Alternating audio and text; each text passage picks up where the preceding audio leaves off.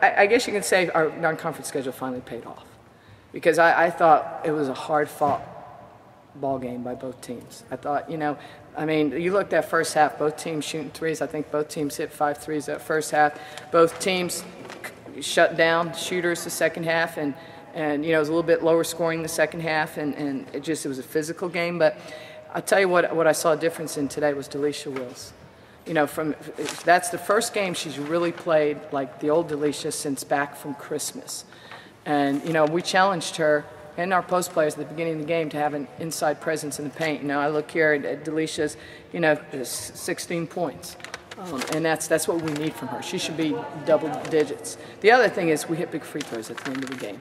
And that was nice for our confidence, because the last 2 games we shot 53 and like 47% from free throw line. So, we beat a good team. They were undefeated in conference. They were 10-6. So, hey, hopefully this is us making progress. And plus, it's nice to be home. That's the other thing. We haven't been home a lot since God knows.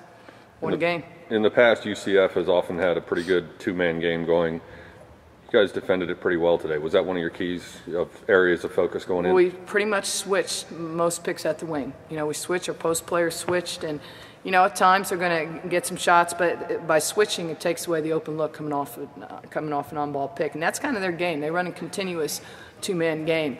I thought that's the best we've defended it since we've been playing UCF, to be honest. Now heck, Chelsea Wiley, the first half, it didn't matter where you were, she was going to hit it. I mean, she had some tough shots that first half, but we double teamed her a little bit the second half, and luckily she cooled off a little bit. They got all but 5 points out of 4 players. Did the absence of Angelica Mealing really shorten their bench? Did you know that all their offense was going to come from just their starters, basically?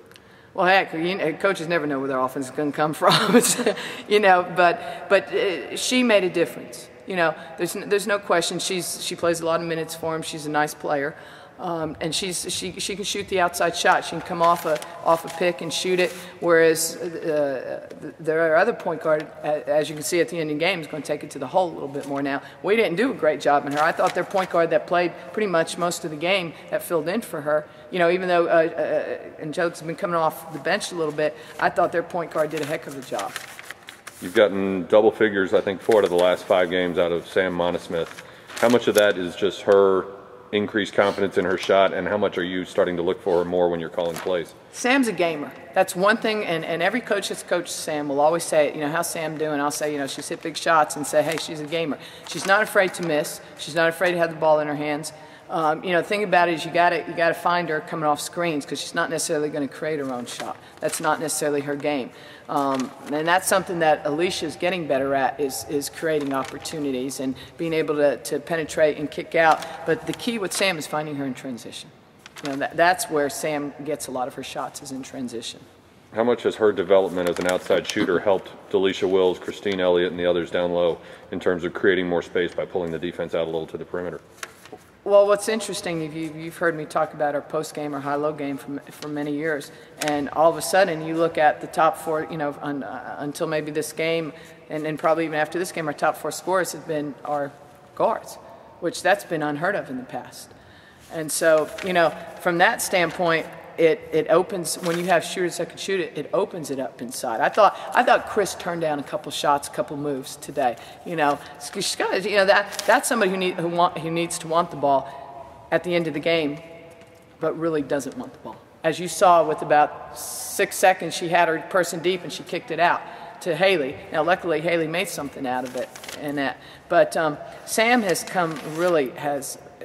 I'll tell you what, she's a huge key player for us right now. And defensively, she usually guards the best player. You don't usually have one of your top offensive players guard the best player, but she's so smart. She's, if I had 5 Sam basketball IQs out there, we're a pretty smart basketball team. But we don't, so.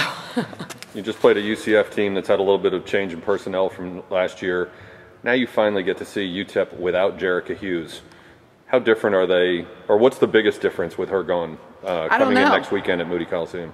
You know, I don't know. I haven't really seen them. All I know, well, I will tell you is our game plan the last couple of years has been to find a way to stop her and find a way to contain her on the drive, and whether you're going to double team her in that. So, you know, I mean, she makes the team go, but she also at times her team would watch her play.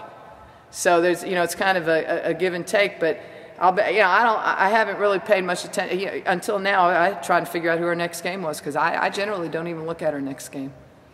So most people can rattle off their schedule. I cannot.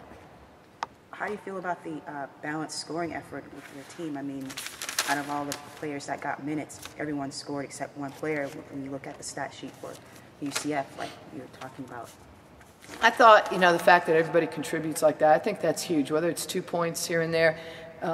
You know, the people who came in off the bench, I thought, did their job. You know, Keel Simpson, you know what Keel's going to do. She's going to rebound. She's going to keep balls alive. Even though I don't think she got any off.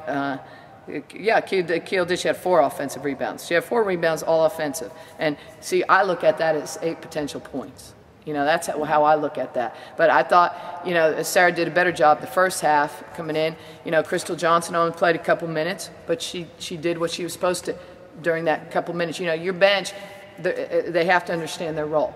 And today, our bench, you know, had specific roles. I mean, this was a team that I felt like we had to go with experience against.